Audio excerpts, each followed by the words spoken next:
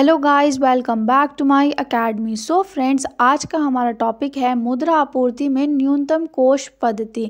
देखिए, मुद्रा आपूर्ति जो है वो मैंने अपनी प्रीवियस वीडियो में पढ़ाया है, वो थोड़ा लॉन्ग में पढ़ाया है। आप मेरी वो प्रीवियस वीडियो चेक कर सकते हैं, ठीक है। देखिए, इसमें क्या होता है, जो मुद्रा आपूर्ति की दो पद्धतियाँ होती हैं, एक होता है अनुपातिक पद्धति, एक दूसरा होता है न्यूनतम कोष पद्धति, ठीक है। अनुपातिक पद्धति मैंने अपनी प्रीवियस वीडियो में पढ़ाई है, आप वहाँ से चेक कर सकते हैं। आज हम न्यूनतम कोष पद्धति पढ़ेंगे। देखिए, न्यूनतम कोष पद्धति के अंतर्गत रिजर्व बैंक को ये अधिकार प्राप्त हो गया है कि वो देश में मुद्रा की मांग के आधार पर मुद्रा की आपूर्ति कर सके। यानी कि जो हमारा भारतीय रिजर्व बैंक है वो ही नोट छापता है, ठीक है। तो उसको ये अधिकार प्राप्त हो गया था कि वो देश में मुद्रा की मांग, यानी कि जितनी मुद्रा की मांग की जा रही है, ठीक है, उसके आधार पर मुद्रा की आपूर्ति कर सके, ठीक है। यानी कि जितनी मांग है, लोग जितनी मांग कर रहे हैं उसके आधार पर मुद्रा की आपूर्ति कर सके, लोगों को उतनी मुद्रा निर्गमित कर सके, ठीक है।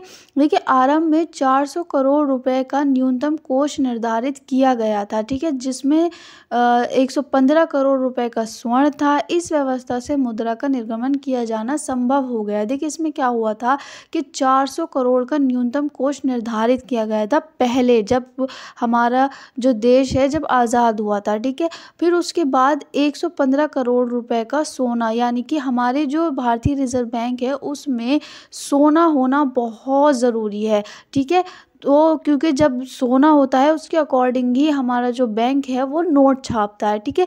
तो इतने रुपए का सोना होना बहुत ज़रूरी था, ठीक है। और इस व्यवस्था से मुद्रा का निर्गमन किया जाना संभव हो गया, ठीक है।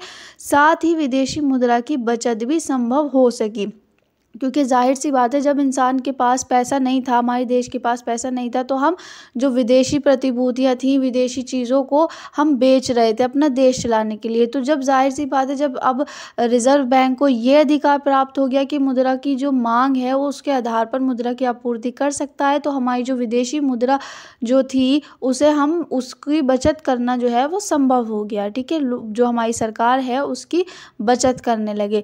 इस विदेशी मुद्रा का प्रयोग पूंजीगत सामान के आयात में किया जाने लगा, यानी कि जो हमारी विदेशी मुद्रा थी उससे क्या करने लगे, हम सामान का आयात करने लगे, यानी कि बाहर से सामान को मंगाने लगे उनकी मुद्रा को इस्तेमाल करके, ठीक है। सरकार ने विदेशी मुद्रा की आवश्यकता के अनुरूप विदेशी प्रतिभूतियों की मात्रा में भी परिवर्तन किया, ताकि अधिक से अधिक विदेशी मुद्रा का उपयोग किया जा सके, ठीक है।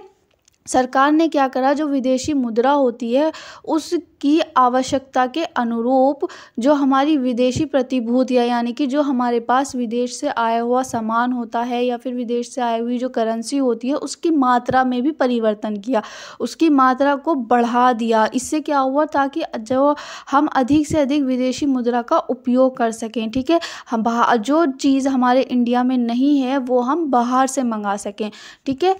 उसके बाद क्या हुआ, समय के साथ साथ देश के न्यूनतम कोष में परिवर्तन होते गए। जाहिर सी बात है, जब हमारी सरकार चेंज होती गई तो हमारी हर चीज़ में परिवर्तन होता गया, ठीक है। तो जो न्यूनतम कोष पद्धति है उसमें भी परिवर्तन हुआ। सरकार को ये भी अधिकार दिया गया कि वह आवश्यकता समझने पर विदेशी प्रतिभूतियों की मात्रा को कम या बढ़ा भी सकती है, ठीक है। तो सरकार को ये भी राइट दिया गया कि अगर उन्हें आवश्यकता पड़ी तो वो क्या कर सकती है कि जो विदेशी प्रतिभूतियां हैं उनको ज़्यादा भी कर सकती है और उनको कम भी कर सकती है, यानी कि जो वहाँ की करेंसी होती है उसको ज़्यादा कलेक्ट भी कर सकती है और उसको कम भी कर सकती है, ठीक है। तो ये थी न्यूनतम कोष पद्धति। अगर वीडियो अच्छी लगी हो तो like, subscribe and share. Thanks for watching.